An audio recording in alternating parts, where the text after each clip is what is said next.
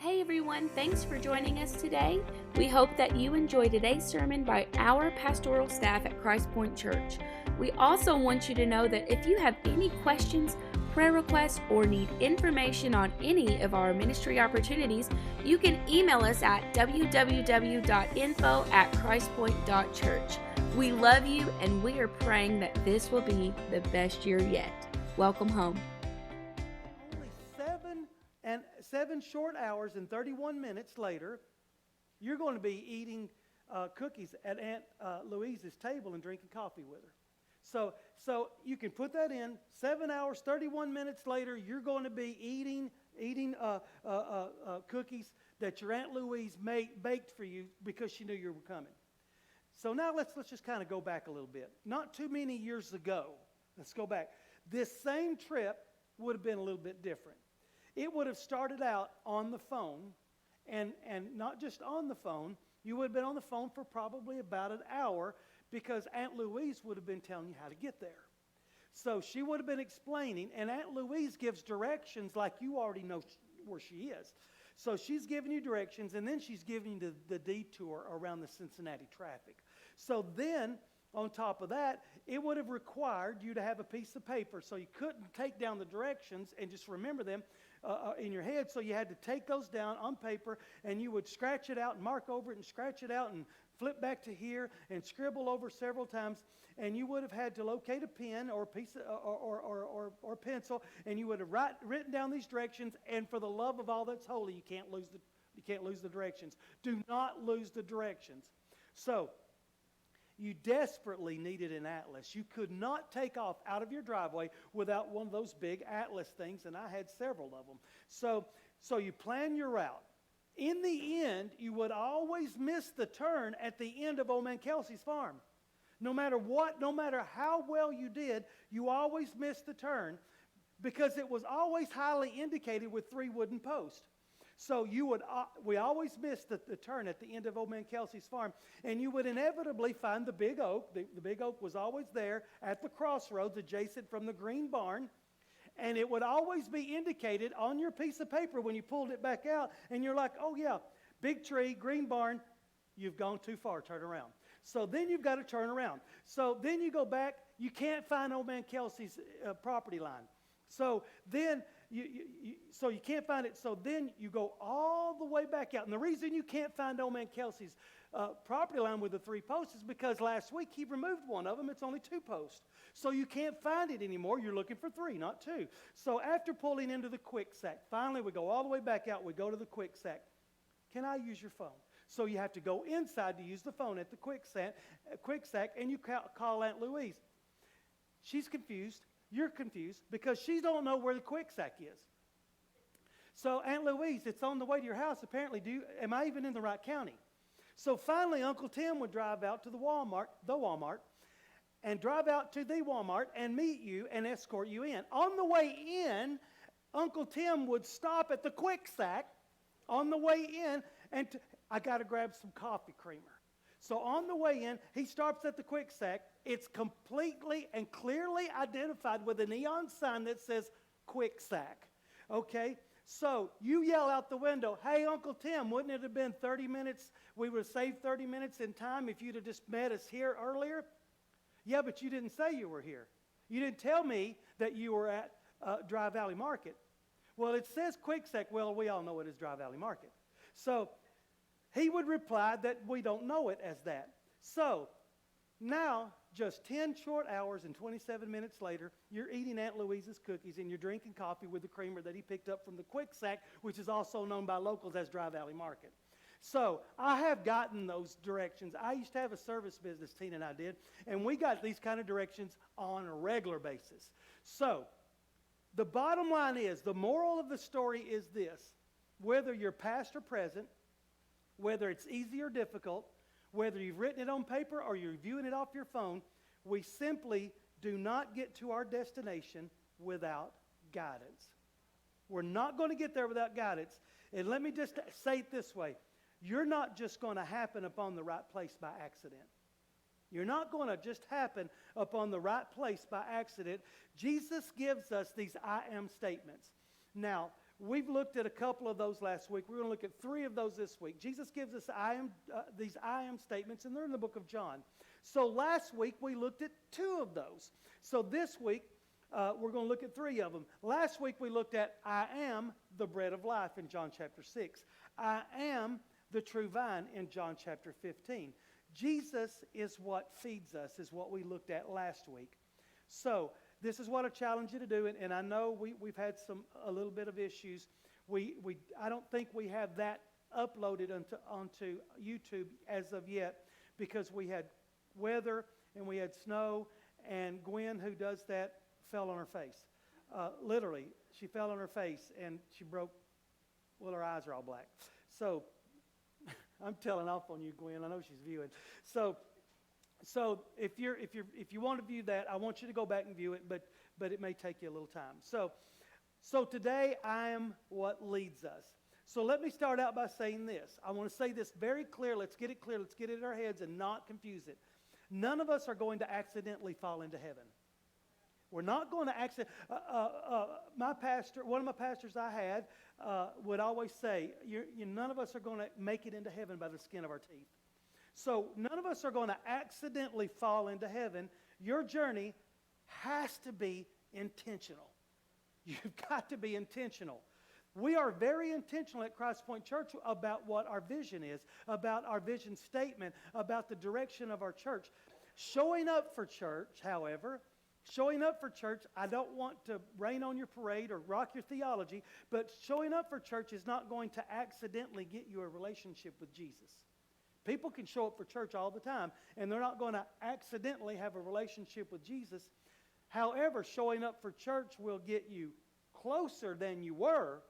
It's a good place to meet Jesus, but you're not going to accidentally fall into a relationship with Him. So concerning these I am statements and this setup, let's kind of get right in and look at John chapter 8. We want to look at John chapter 8, verse 2, and then we're going to look at another verse. So early in the morning, He came, being Jesus, to the temple, and all the people came to Him, and He sat down and He taught them.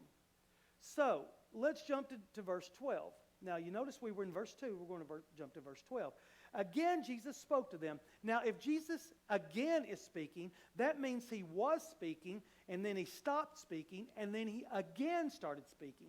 So if you do something again, it means you're not doing it continuously. You're doing it for a second time, or a third or a fourth. So again, Jesus spoke to them, saying, I am the light of the world. So what we find out in verse 2 is these people are gathered. He's beginning to teach them. Something happens, and then we find out in verse 12, again He starts speaking to them, and the very first thing He says is, I am the light of the world. So here's one of our I am statements. And then He says, whoever follows Me will not walk in darkness. Whoever follows Me is not going to walk in darkness, but they'll have the light of life. So something happens between verse 2 and verse 12. So something happens right in here, and Jesus is teaching, and He gets interrupted from His teaching, and in verse 12 He resumes His teaching, and He says then, the very first thing I'm going to tell you is I am the light of the world. So what's happening between verses 2 and 12, and it's very, very popular. We all know it, and I've preached on it and used it several times. Accusers bring an adulterous woman to Jesus. Now, realize something. Jesus is saying after this visit, after this accusation, He is saying,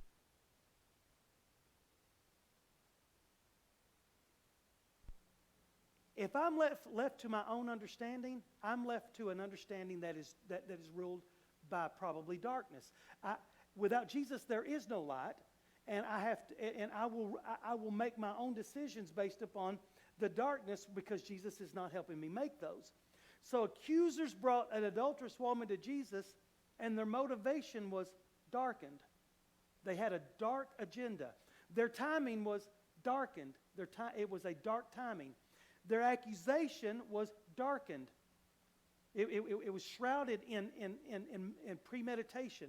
Their publicity of this in public was darkened. So you can kind of see they're not flowing in the light of Jesus. They're flowing in the darkness of their own want and their own gain. So Jesus deals with this situation with absolute genius perfection. Absolute genius perfection. This is where he's writing in the sand with his finger.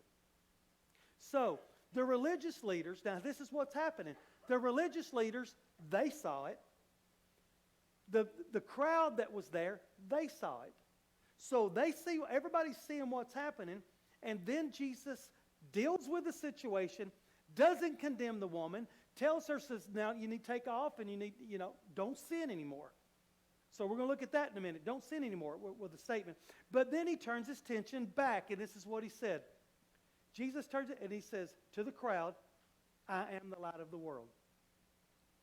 Now, why does he lead out with I am the light of the world? Maybe it's because we've just seen a display of darkness over and over and over. We've seen darkness fall upon the minds and the hearts of several individuals. See, because if you choose life without me, Jesus says, if you choose life without me, your will and your intentions will always be driven by darkness. So, we don't have a purified thought pattern or filtered through purification. We have a darkened thought pattern. So light represents understanding. Evil sets its will in darkness. So, excuse me, you didn't see that.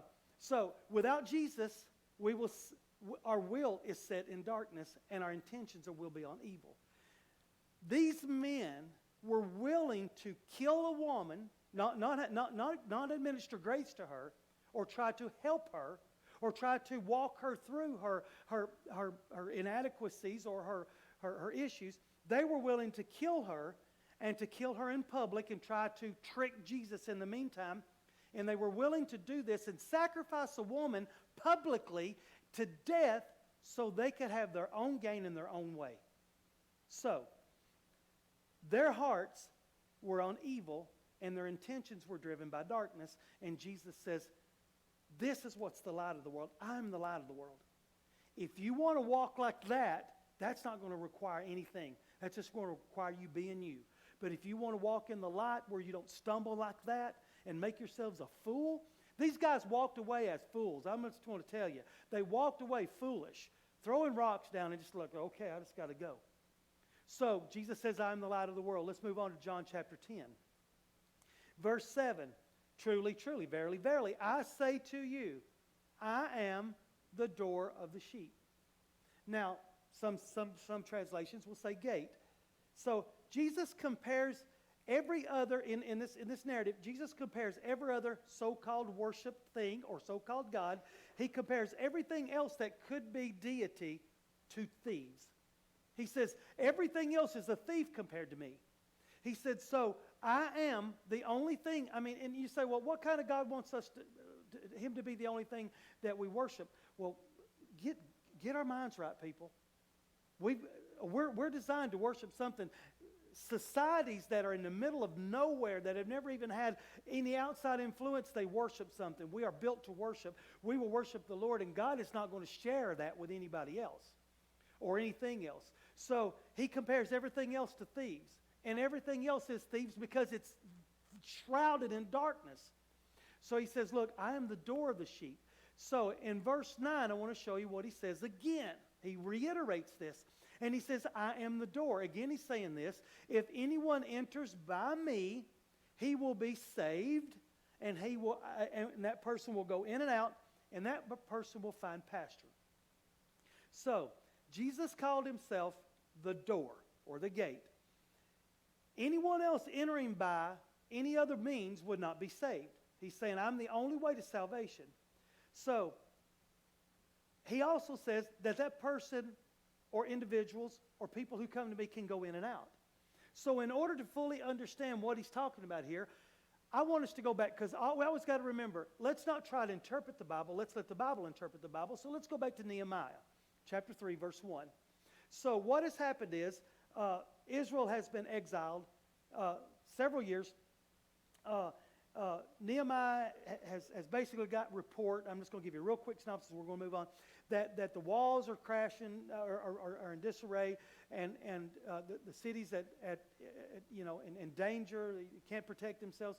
So basically, God calls him to go back and rebuild the wall.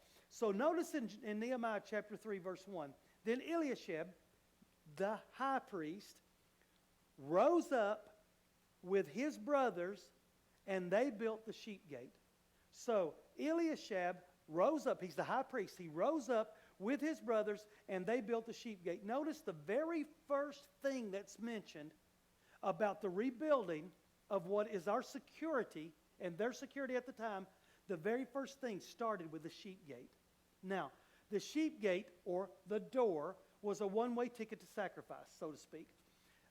The sheep were brought in through the sheep gate, thus that's where it gets its name, for sale purposes and for temple sacrifice.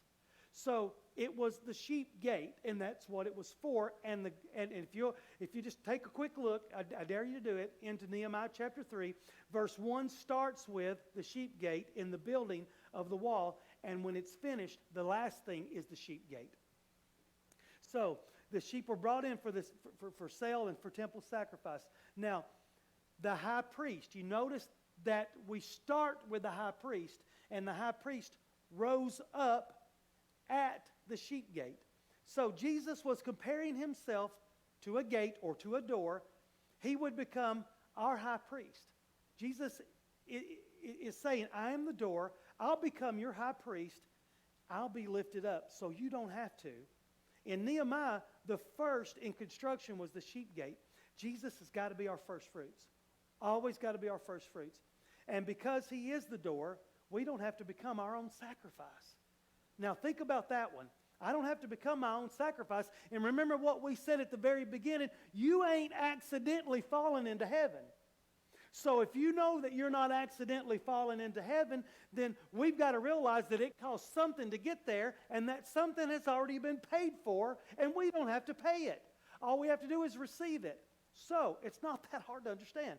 So the sheep gate was there to buy and sell sheep. So let's jump to John chapter 10, verse 5. And this is what Jesus says. A stranger they will not follow. Sheep won't follow strangers, but they will flee from them. Not only will they not follow a stranger, but they'll run away from a stranger, for they do not know the voice of that stranger. Jesus is our door. He is our gate. He's not selling us off to the highest bidder. He's not a hireling. He's not someone that's going to run at the first hint of danger. Jesus has your back, I promise you, and he's not going to abandon you when times is tough. So the door represents security. The door represents safety. The door represents communication. The door represents transition, because if you walk out of your bedroom into your hallway, you have transitioned from one place to the other. An open door represents open communication. A closed door represents no communication. Jesus said we could go in and out. You notice in that scripture, we can go in and out. That means you can have open communication with me. I'm allowing you to have open communication with me. Now in verse 11, he says, I am the good shepherd. Let's move on. Let's kind of jump on to number 3 here. He calls himself the good shepherd. I am the good shepherd. And the good shepherd lays down his life for his sheep. Now, we've already established that sacrifice has to be paid by something, and Jesus is the only one qualified to pay it. So there, all we have to do is receive it. So I am the good shepherd. The good shepherd lays down his life for his sheep. He said, I'm not just someone hired to watch the sheep. Let's remember this. Jesus is not someone hired to watch the sheep. He says, I am the good shepherd, and I am here to watch. I'm not here to just watch the sheep. I'm here to love and care for my sheep. Now, I mean, he takes ownership in us. I'm not here. I'm just not somebody that's watching the sheep dozing off when I get sleepy. Jesus ain't dozing off, guys. I'm telling you. He's not getting tired. He don't get weary. I mean, after 13 hours last night, I was hurting because I couldn't keep from shivering. Jesus doesn't get sore. He doesn't get tired. He doesn't get weary, and he doesn't shiver. Jesus stays firm and foundational in our lives. He says, I'm not running away in these toughest of times. So the shepherd represents guidance and protection. So notice with me something. I want you to notice with me something. John chapter 10, let's look at verse 7. Jesus says, I am the door. Then again in verse 9, he reiterates that and says, again, I am the door, or the gate, some translations. But let's notice something in verse 11. In verse 11, Jesus says, I am the good shepherd. Then again in verse 14, he says, I am the good shepherd. So if you notice, he says twice that I am the door, and then he turns around and says twice again that I am the good shepherd.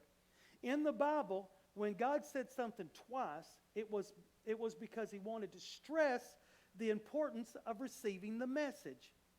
It's like, hey. Man, you got people's attention now. Jesus is saying, I'm telling you twice, hey, listen to me. Listen to me. I am the door, and I am the good shepherd. Pay attention. I am your salvation. I am your protection. I am your guidance. And I am your complete and total guide. And I am what leads us. Leading is not just being out front. We tell this all the time. We work with a lot of leaders. Leading is not just being out front. It's being worthy. It's being sacrificial. It's being selfless while we're out front.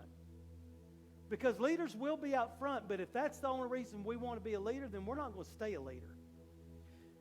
It's not just being out front. It's being selfless and sacrificial and worthy to carry that mantle while we're out front. So notice with me one last thing, kind of land plane. Notice with me one last thing. Back to John chapter 10.